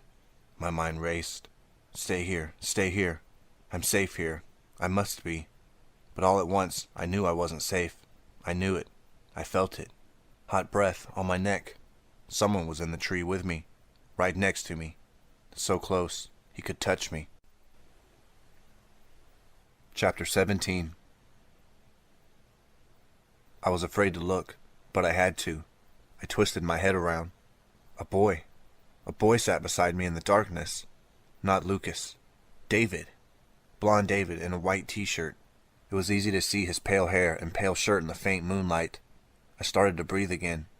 What a relief. It was only David. "Hi," he whispered. He shifted, and the branch shook. "Shh," I hissed. "Careful, you're making too much noise." I was glad to have him there, though. Maybe I was wrong to try and hide alone, I thought. It's too scary. It felt better to have company. "Don't worry, Randy," David said. "Pete won't get you as long as you're with me." I smiled. David's nice, I thought. He's really the best person who could have turned up. He spied on Lucas with me. He understands how scary it is. "I'm glad you're here with me, David," I whispered. "We'll be safe now." He nodded. "Everything's going to be fine." We sat in silence for a long time, waiting. "Maybe we can make a break for it soon," I murmured. "We could run for home base together." "Soon," David answered. "Not yet." The woods were completely silent. I felt good. It was almost over. Then I noticed a funny smell, a faint odor of garbage. I sniffed. Or maybe rotten vegetables. Where was it coming from? The smell grew stronger. "Do you smell anything?" I asked. "It's gross." David shook his head. "I don't smell anything." "Funny," I said. The odor grew worse by the second. I began to feel a little sick to my stomach. "It's as if we're hiding in a garbage truck," I said. "Worse even." David shrugged. And then I realized the smell came from David. David smelled funny. David smelled horrible. At first I felt embarrassed. I shouldn't have said anything, I thought. Maybe he forgot to take a bath or something. But the smell kept getting stronger. Worse than someone who never takes a bath. Worse than 50 garbage trucks. I choked. I wanted to hold my nose, but that would have been rude. I studied David more closely. His white shirt had a stain on it, a dark stain the size of a quarter, right on his chest, Didn't think much of it, but when I looked at him again, the stain had grown. Now it was as big as a CD. He smelled bad, and his shirt was stained. I never knew David was such a slob. I pointed to the stain. "What happened?" I asked. "Did you spill something?" "In a way," David answered. Strange. Now his voice sounded funny, too. Not quite right. Not like David's usual voice. A bit higher. Without thinking, I slid away from him a little. "This game's so stupid," David said. His voice changed more. "Pete's not so bad. I don't know why everybody tries so hard to get away." His voice had completely transformed now. Not David's voice at all. I sat frozen in the tree, staring at him. The stain spread across his shirt, slowly growing bigger. "What is everybody so afraid of?" the boy beside me demanded. "Pete always gives the bodies back. I give them back as good as new." Alarm shrieked in my head. "I." He said I. The boy smiled at me. He didn't look like David anymore. His teeth were crooked, rotten and black. His breath blasted me in the face, hot and stinking, and the stain on his shirt began to drip. Drip, drip. A drop fell onto my hand. I held my hand up to my eyes and stared at the drop. Dark red, warm, blood. He was Pete. Chapter 18. "Don't worry, Randy," Pete croaked. A decayed tooth fell out of his mouth as he spoke. "It won't hurt a bit. It's not so bad to let me take over your body. Think about it. You'll never be lonely." I didn't wait around to hear more. I scrambled out of the tree as fast as I could. The bark scraped my hands, but I didn't care. "Don't run," Pete called after me. "I'll catch you. You can't get away from me." I jumped out of the tree. I fell 10 feet, landing on the soft dirt below. Then I sprang up and raced for home base. I didn't look back. I didn't have to. I could feel Pete's hot, stinky breath on the back of my neck. I stumbled through the woods. Branches clawed at me. I slapped them away. Pete's heavy footsteps pounded behind me. I had no time to think about which way to go. I ran. I hoped I was headed for the edge of the woods. I had to get to home base. If I could tag that oak tree, I'd be safe. I heard Pete's voice, almost in my ear. "It's hopeless, Randy," he called. He wasn't panting or out of breath. I guess ghosts don't get tired. But I knew I couldn't run much longer. Where was that stupid oak tree? Then I heard voices. Kids' voices. I swerved toward them. I saw it. The edge of the woods. Home base. Kids stood by the oak tree, waving flashlights. "Hurry! You're almost home," they called. "You won't make it," Pete's voice cried. "Give up now, Randy. You can't beat me." No. I won't give up. I won't. I'm going to make it home." The tree stood only a few yards away. I held my arms out in front of me, reaching. Something caught my foot. I stumbled and lost my balance. I fell flat on my face. I was trapped. Chapter 19. "No!" I screamed. "He's got me. He's going to take my body. Would it hurt?" I scrambled to my feet. Pete reached out to tag me, his fingers less than an inch from my arm. "Hey, Pete!" a familiar voice called. "What are you going to do? Spend a whole year in a girl's body?" Pete hesitated. He turned and peered into the woods. Lucas appeared between 2 trees, dancing around like a boxer. He laughed. "A girl named Pete? That's a good one. We'll have fun all year teasing you about that." Pete stared at him, growling like an animal. "Come and get me, Pete," Lucas taunted. Or should I say, patina. Lucas disappeared behind the trees. "Do you have to pick on a girl, Pete?" he yelled. "Afraid you can't catch a guy?" Pete tore after him. "Go, Lucas!" I screamed. "You can do it!" A boy in a green t-shirt cut in front of Pete, charging toward home base. Pete turned and lunged toward the boy. He missed. He spun around and headed back in the direction he had seen Lucas. I realized I hadn't tagged home. I threw myself at home base. I didn't just touch the tree. I hugged it. I was safe. Safe forever. Or at least for a whole year. But what about Lucas?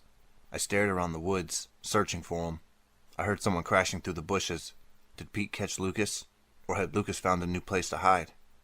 Can't believe how wrong I was, I thought, panting. Lucas wasn't Pete. It was David all along. and I asked him to help me spy on Lucas. Kids still darted through the woods. I clutched the tree, safe, listening to their shouts. Who was Pete chasing now? Sarah suddenly appeared, dashing for home. She slammed against the tree. "You made it!" I cried, hugging her. "We're safe." She nodded, catching her breath. We hung around waiting for other kids to come in. Megan appeared, and then Carla and Chris. I watched for Lucas, but I didn't see him. A good sign, I thought. The longer he's out, the more likely it is he got away from Pete. "That was fun," Chris exclaimed. "It wasn't scary at all." "Sure," Carla joked. "You weren't scared. You only screamed every time I touched you." "Well, you could have been Pete," Chris protested. "Pete almost got me," I told them. "But Lucas saved me." "Lucas?" Sarah sounded confused. "But you said he was Pete." "He wasn't. David was," I explained. "No way," Megan shot back. "You're making that up, Randy." "I am not. David was Pete. He chased me, but Lucas saved me just in time."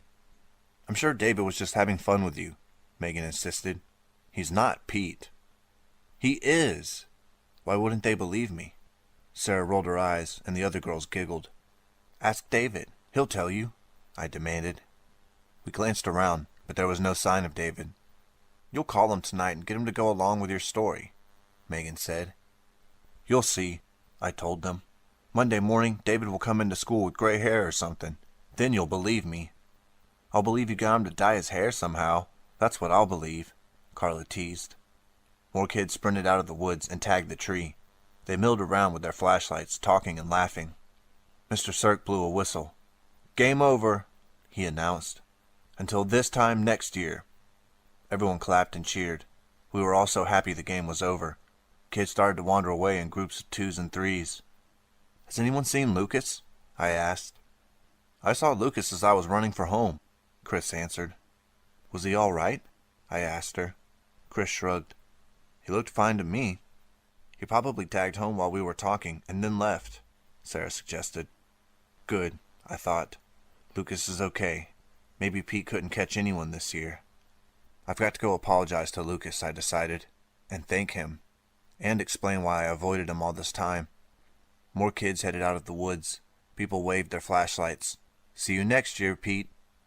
I said goodbye to Sarah and Chris and Carla. I walked home alone. It had been a terrifying night, but it's over now, I thought. Alone in the dark, I don't feel afraid.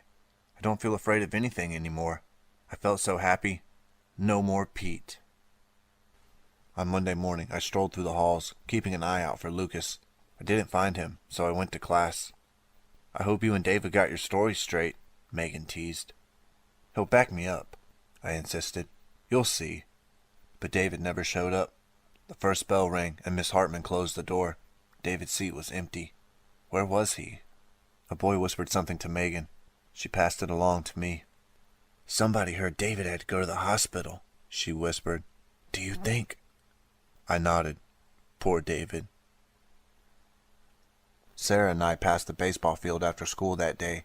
Shadyside was playing hardstale. I hadn't seen Lucas all day. I couldn't wait to talk to him. We settled in the bleachers to watch. Lucas stood on the pitcher's mound. He whizzed the ball past the hardstale batter. "Chris said she heard David's okay," she told me. "He's supposed to get out of the hospital tomorrow." "What's wrong with him?" I asked. "I don't know. Some kind of virus or something." "I'm telling you he was Pete. That's what made him sick." Okay. "Strike 3. Lucas struck out the first batter. Sarah and I clapped. "What are you going to say to Lucas?" Sarah asked as we watched the game. "I'm not sure," I replied. "I guess I'll explain that it was a misunderstanding. Sounds kind of silly now." Shadyside beat Hardstale 5-3. I hung around, waiting for Lucas to come off the field. Sarah nudged me. "I guess you want to thank him by yourself. Call me and let me know what happens." "Okay," I agreed. She gave me a playful little wave and dashed off. Lucas ambled off the field. He carried his bat over one shoulder. His baseball mitt hung off the end of it. "Hi," I said. "Hi," he said back. He smiled. "That was some game of hide-and-seek the other night, wasn't it?" "Yeah," I agreed. We began to walk toward home. "Are you all right?" he asked. "You didn't get hurt or anything, did you?" I'm fine, I answered. How about you? Are you okay? Great, he grinned. He took off his baseball cap and pushed a lock of curly dark hair off his forehead. He's really cute, I thought. Why didn't I notice that before? I took a deep breath. Apology time. Lucas, I can't believe what you did for me. Pete would have gotten me for sure if it weren't for you. No big deal. He put his cap back on, shrugging. It's a big deal to me, especially since, well, I guess I haven't been very nice to you. You kept running away from me, he said. I did notice that. Well, I can explain, I stammered. See, I thought... I paused. It seems so stupid now, I'm embarrassed to say it. We crossed the street. He looked at me, waiting to hear what I had to say. His expression was so friendly, I decided to go for it. I thought you were Pete. Lucas laughed. You thought I was Pete? Why? This part was embarrassing, too. Should I admit that David and I had spied on him? No, I decided. I may like to get all the facts, but that doesn't mean I like to give them all. Well, I began. One night, I happened to be passing by, and I saw you in the cemetery. You were digging worms, and I thought Pete was looking for food. Now Lucas laughed really hard. So, I went on, what were you doing? I was digging worms. Night crawlers. But not to eat, to use for fishing bait. Oh, I laughed with relief. Fishing. Why didn't I think of that? Then I remembered another strange thing. Can I ask you something else? I began. Did you come to my house one night and look through the window? I was sure I saw you. He laughed again. I did. I was passing your house on my way home from digging night crawlers, and I heard this terrible screaming. Screaming? Oh yes, of course. Baby. And I thought maybe you were in trouble. I saw a light on and ran to the window to make sure you were all right. Then my parents came home. I finished for him. And what happened to you? I felt weird about peeking through your window, so I ran away. We turned onto Fear Street, both laughing. The sky instantly darkened. I noticed that happened a lot on Fear Street. I paused for breath. Lucas kept laughing.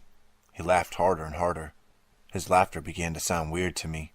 Not so jolly and happy. More raspy and harsh, as if he had a cold or something. I glanced at him. His face looked strange and distorted. His mouth twisted into a crooked grin. Or was it a scowl? The trees are throwing shadows on us, I thought. That's why he looks creepy. He squinted at me, his eyes glittering. He rasped. Pete really wanted you. My heart began to pound.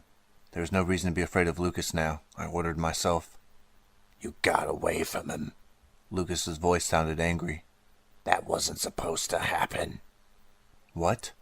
I didn't understand. Then I smelled something bad. Rotten. That same rotten odor I smelled in the woods. I stared at Lucas. His face twisted horribly now. His mouth pulled into a tortured grimace. His eyes bulged and crossed.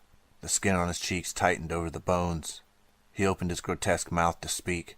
His rotten breath blasted into my face. It wasn't fair, he yelled. I really wanted you.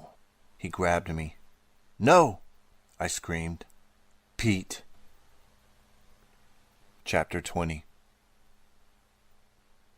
His hand gripped my arm, his fingers digging into my skin. I didn't care. I ripped my arm away and ran. You can't get away from me, he shouted. I'm going to get you. I don't want Lucas. I want you. No way, I thought, but I didn't waste any breath yelling it. I turned in the direction of home and ran. I had to take the shortest way. I didn't care if I had to run through other people's yards, or through the woods, or the cemetery, the Fear Street Cemetery. I was headed straight for it. I can't turn away now, I thought. It's the fastest route home. I glanced back. Pete was speeding toward me. If I paused for 1 second, bam, he'd catch me. I didn't hesitate. I raced through the cemetery gates. Stay calm, I told myself. Just cross through the cemetery, then you'll be safe. Behind me, Pete's footsteps echoed closer and closer. Give up, Randy, he yelled. His stinky breath washed over me. Pete likes new kids. I pumped my legs harder. I nearly tripped over a headstone. I dodged it. I jumped over another one.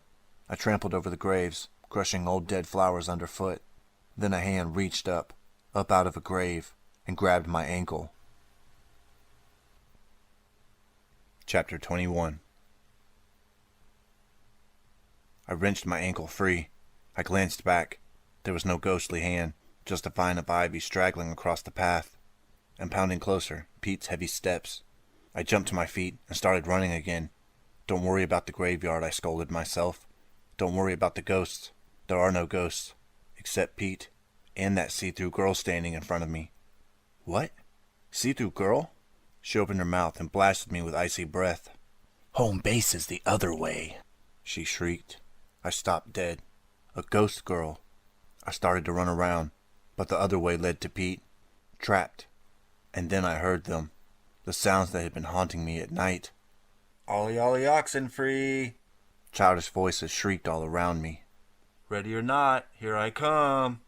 One by one, they rose from their graves. Ghost children, pale white, nearly transparent. Girls and boys of all ages, all dead, all ghosts, icy cold. You're it, they screeched. You're it. They crowded around me, howling and moaning. Their ashen faces were small and sweet, but twisted with anger. They wore old, tattered clothes, long dresses and torn skirts, and schoolboy knickers rotting apart. What are they going to do to me? The screaming grew louder, their breath icier. I shivered in the sudden chill. I scanned the cemetery, searching for a way to escape. They pressed in, closer, closer. Anyone around our base is dead, they shrieked. I covered my ears against their shrill voices. I spun around. Pete leaned against a tree, watching me. I was trapped. One of the ghost boys noticed Pete. You loser, the ghost boy yelled. Not good enough to play with us, right, Pete? Stupid humans are the only ones you can beat. The ghost children danced by me, taunting me. You can't get away now. Oh no, you can't get away. Try to escape, a dead girl whispered. I dare you. Help, I screamed. Help! But the ghost voices grew louder and shriller, covering my screams with their own. 5, 10, 15, 20. No one would hear me. No one would save me. Pete was ready to pounce on me if I ran. The ghosts moved closer and closer. They closed in on 3 sides of me. Pete waited behind me. 45, 50, 55. They're counting to 100, I realized. And then what will they do? What happens when they get to 100? 90, 95, 100. That's it, I thought. It's all over. No, I ordered myself. Don't give up. Hey! I yelled as the ghost flew at me. I thought only loser ghosts play with humans. You were no better than Pete. Pete's a loser, a boy shouted. Loser, loser, the others taunted. Yeah, Pete is a loser, I yelled. He couldn't even catch me, a human, in the hide-and-seek game last night. Pete howled in fury. You cheated, he shrieked. But I'm still going to win. Pete lunged at me, but the boy ghost slid between us, chanting. Pete, Pete, smelly feet, give me something good to eat. More ghosts circled around Pete. Stop playing with stupid humans, Pete, a girl chided. Yeah, Pete, screeched another ghost. You're such a loser. What's the matter? You afraid of us, Pete? You don't seem so scary now, Pete, I taunted. You're afraid to leave that human body, aren't you? I could see Pete. The ghost whipped around him. Pete's face popped out through Lucas's. His mouth twisted with anger. His eyes bulged. One of the ghost children tweaked his nose, and Pete jerked his head back inside Lucas's body. Pete, your mom says get out of that body and back into your grave, right this minute, the ghost girl teased. Are you too scared to play with us, Pete? They shouted. You have to pick on stupid human kids. Most of the ghosts stopped paying attention to me. They circled faster and faster around Pete. Slowly, I began to inch away. A ghost girl shouted, Hey, Pete, catch! She plucked off her head, bonnet and all, and tossed it at Pete. He caught it and stared at it, horrified. The disembodied head giggled and flew back on top of the girl's neck. I forced myself not to scream. I didn't want the ghost to turn on me. A boy stuck his face in Pete's and blew out his icy breath. Pete shivered. A little beard of icicles formed on his chin. You're it, Pete, they chanted. You're it, you're it, you're it. Lucas's body began to shake. It quivered faster and faster. What's happening? For a few seconds, I saw two bodies, Lucas's and another boy's. Pete's smelly, rotten-toothed body, messy hair, freckles, dressed in ragged old clothes, but clear and filmy, like the ghosts. Then Pete pulled himself back into Lucas. I won't come out, Pete cried. If I ran now, I could get away. No, I thought. I have to save Lucas. I knew you were afraid, Pete, I screamed. You were afraid of the other ghosts. You were even afraid to come after me unless you're safe in someone else's body. Yeah, the ghost children shouted. If you won't come out yourself, we'll suck you out, a ghost child declared. The ghosts spun around Lucas and Pete. I watched them whirl around like a cold, white tornado. No, Pete cried. I want to stay with the humans. The spinning ghosts laughed. They're too easy to beat, one shouted. Don't be a wimp. Play with us. Pete's freckly face rose out of Lucas's head. Then his neck was sucked out, and his torso and legs. With a loud thwack, the white whirlpool yanked Pete's body away and up into the air. He struggled as he spun around like laundry in a rinse cycle. They sucked him away, back into the cemetery. They sucked him down into a grave marked Peter Jones. I want to play with Randy, he protested. Then his head was sucked below the ground. Laughing, the other ghosts returned to their graves.